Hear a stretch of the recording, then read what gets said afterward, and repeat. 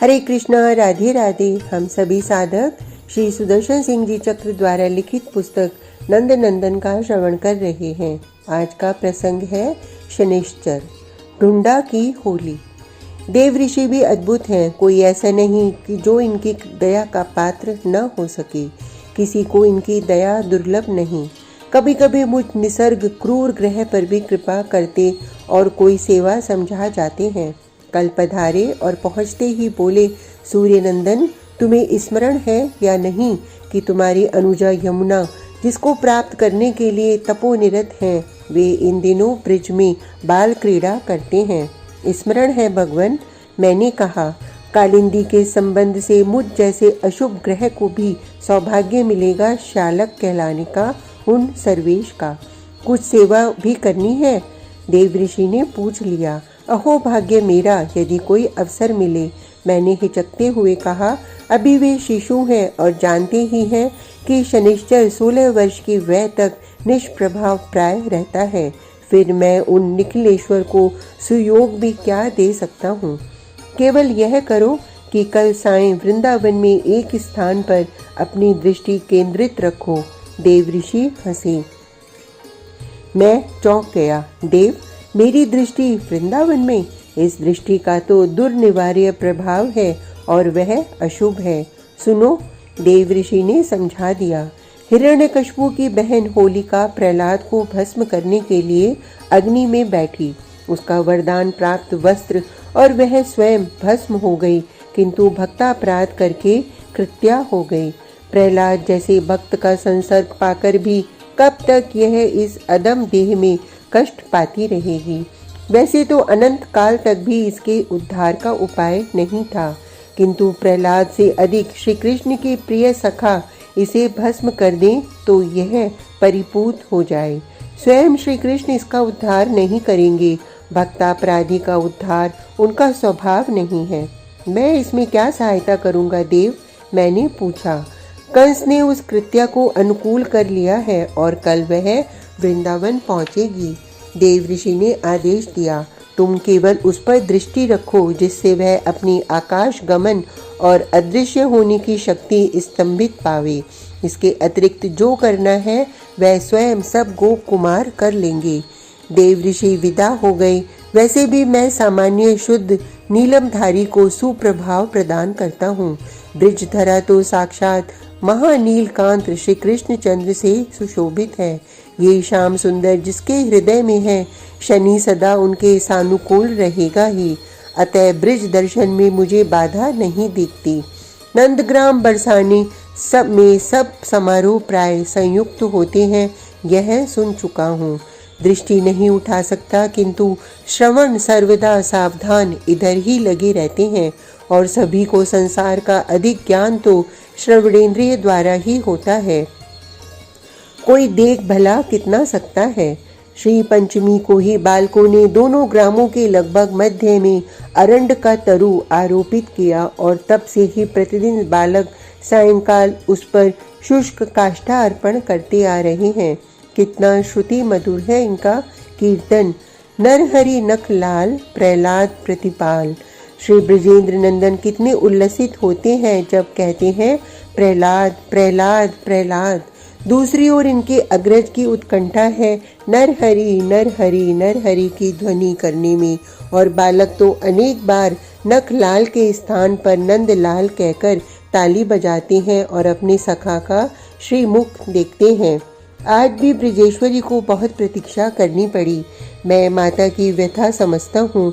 उनके सुकुमार लाल इतना विलंब करके आते हैं, किंतु कोई उपाय नहीं। सखा सब साथ आते हैं और यहाँ भी गाते उछलते नरहरि नख लाल का कोलाहल ही करते हैं। ब्रजेश्वरी बालकों के भगवान एवं भागवत गुणगान में बाधा कैसे डाले। स्वयं हंसती हैं और माता रोहिणी के साथ स्वयं भी ताली बजाकर कीर्तन कर लेती हैं। इसके बिना बालकों को शांत करके विदा भी तो नहीं किया जा सकता। देव ऋषि ने तो केवल मुझे सौभाग्य दिया, ब्रिज में मेरी दृष्टि क्या करती। भगवती योग माया जहाँ सतर्क रहती हैं सदा, मैं सेवा वहाँ कर सकता था, लेकिन मैं शूद्र ग्रह हूँ, असुरों से मेरा स्नेह है, इसलिए दयामय देव ऋषि ने मुझे शुद्ध होने का समय दिया। सेवा में कोई कहाँ कर सका। ढूंढा ब्रिज में आई तो स्वयं इतनी सशंक भयभीत थी कि उसके भय ने ही उसे स्तब्ध कर दिया था। वह तो लुकती छिपती अंधकार होने के बहुत पीछे आई, आकर भी उसे सूझ नहीं रहा था कि कहाँ जाए, क्या करे। कंस ने उसे जो कुछ सुना दिया था, अपने अनुचरों की मृत्यु का जो वर्णन कर दिया था, वह ढूंढा के आतंक को बढ़ाने वाला ही सिद्ध हुआ था। भले कंस ने उसे सावधान करने को वह सब सुनाया था, वह तो मार्ग में खड़ी सोचने में ही भूल गई कि वह कहाँ क्यों खड़ी है। होली का दहन होना है। शांति के तृतीय प्रहर में भद्रा पुंछ में गोपों ने अपने ढंग से इसके लिए सामग्री सजाई है। इस नवाग्नि येष्टि यज्ञ में मुनियों की आहुति कुंभों से घृत धारा देते हुए और फिर होला अग्नि में सेकी गेहूं यव की बालें प्रस्तुत करके प्रसाद वितरण, इतना ही तो उन्हें करना है। महर्षि शांडिल्य विप्रों के साथ पूजन करा देंगे और दूर खड़े मंत्र पाठ करेंगे।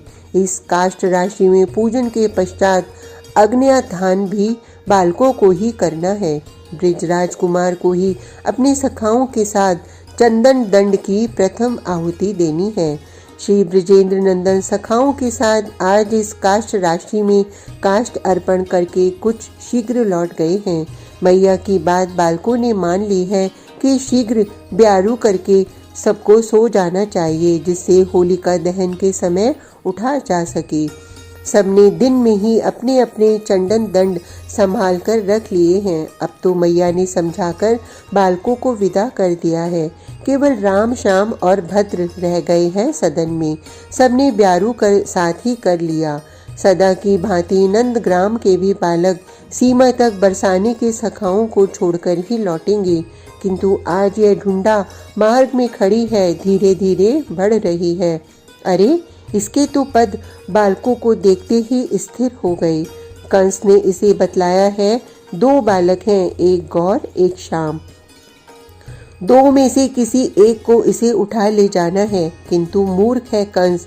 बालक भी कहीं हरे या कई श्वेत, कई रंगों के होते हैं। ये सहस्रों बालक और इनमें कोई गौर है, कोई श्याम। भया तो ढूंढा को कंस की कई विशेषताएं भूल गई हैं। वह इतने बालकों में से किसे उठावे। उसमें तो अब एक पद उठाने का साहस नहीं। सब बालक उसे अपने काल देखते हैं। यह कौन? सबसे आगे आते वरुथप की दृष्टि पड़ी और वह चौंका। यह राक्षसी है, विशाल ने धीरे से कहा।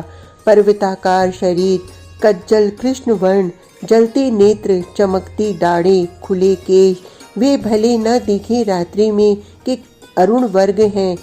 जो आकार सामने है वह राक्षसी सूचित करने को पर्याप्त है। कनु मुख पीछे करके तोक ने पुकारने का प्रयत्न मात्र किया था, परंतु तेजस्वी ने उसके मुख पर हाथ धर दिया। कन्हई, दादा और भद्र अभी तो शैया पर गए होंगे।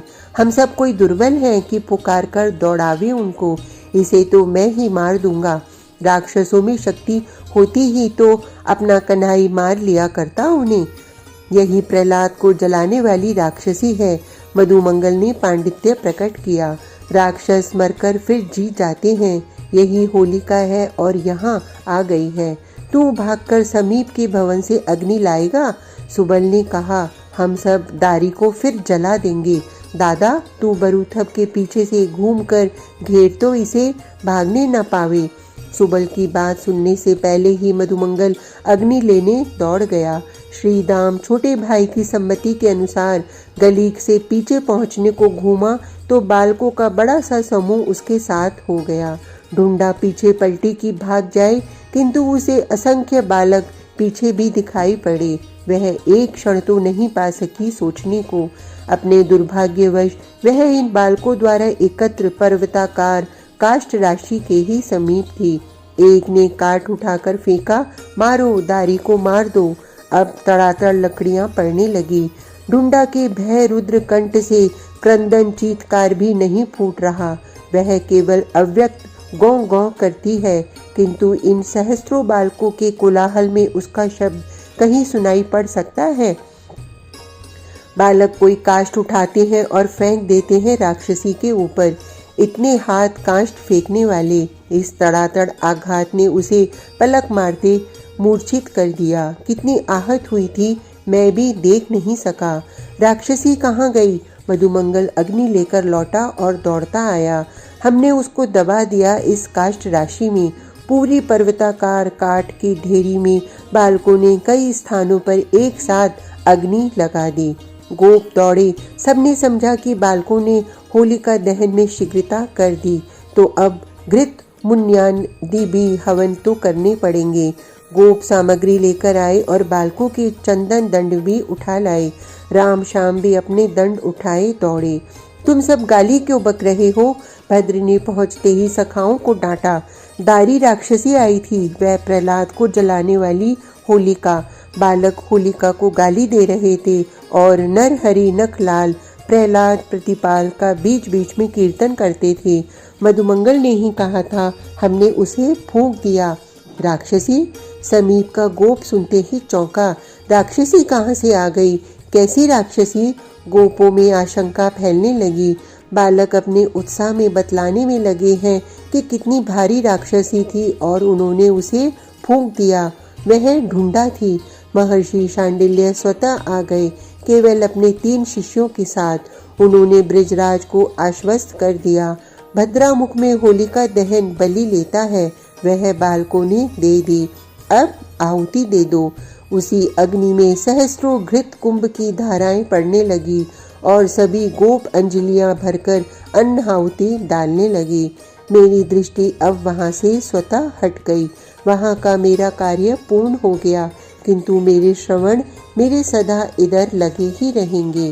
राक्षसी के दहन के कारण अथवा मेरे दुर्निवार अशुभ दृष्टि पड़ने से मैं कह नहीं सकता कि प्रभाव किसका पड़ा। प्रातः सब बालक एक साथ वहां आ गए। उन्होंने पहले अग्नि को बड़े लकुट लेकर कुछ अस्त व्यस्त किया, यह देखने को कि राक्षसी जीवित होकर भाग गई या नहीं। उसके शरीर के कुछ अवशेष देखकर आश्वस्त हो गए। अब इतना काष्ठ, इतना अन्न पड़ा, उसमें घृत कितना भी पड़ा हो, यह तो कई दिनों जलेगा ही। बालकों में से श्याम सुंदर ने ही किनारे से शीतल भस्म उठाई और श्रीदाम के मुख पर मल दिया। सब बालक राक्षसी को गाली दे ही रहे थे, अब परस्पर भस्म उछालने मलने लगे। भस्म गोबर मिट्टी तक पड़नी ही थी और उसमें पानी मिल गया तो कीचड़ बन गई। इस प्रकार होलिका दहन के धूली बंधन में गाली और कीचड़ प्रवेश पा गया। उपनंद बाबा ने यह सब देखते ही पुकारा, नीलमणि, राम, सब सुनो तो। बड़े ताऊ की पुकार सुनकर सब संकोच से सिमट आए। स्नेहपूर्वक ताऊ ने समझाया, तुम सब कीर्तन करते हो, नरहरि नखलाल, फिर कीचड़ क्यों? कुमकुम गुलाल से खेलो, मेरे लाल भी लाल बनेंगे और सबको लाल कर देंगे। मैं इतनी गुलाल लूंगा। तोक ने दोनों कर पूरे फैला दिए। तुम लोग सब घर जाकर स्नान करो, अच्छे वस्त्र पहनो। ताऊ ने बालकों को पूर्णतः सहमत कर लिया। भोजन करके सब आओ, मैं तब तक रंग का कुमकुम का प्रबंध किए देता हूँ, फिर सायंकाल तक खेलना। चलते चलते सुबल ने कन्हई के कान में कहा, तू सबको लेकर हमारे आना आज, वहाँ बहन तुझ पर रंग डालेगी। इस प्रस्ताव को उसी समय स्वीकृति मिल गई।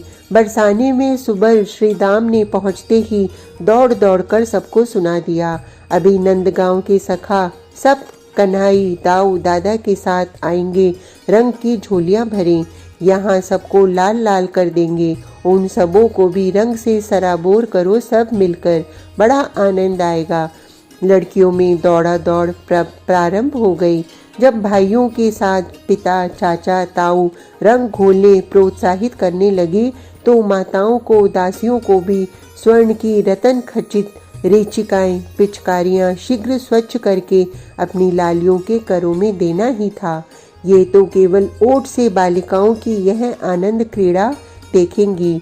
अब यह जो रंगोत्सव आरंभ हो गया, इसमें तो अनेकों परिहास चलने हैं और कितने दिन यह सब चलेगा। कोई गणना नहीं। आज का प्रसंग इतना ही। कल तक के लिए हरे कृष्णा, राधे राधे।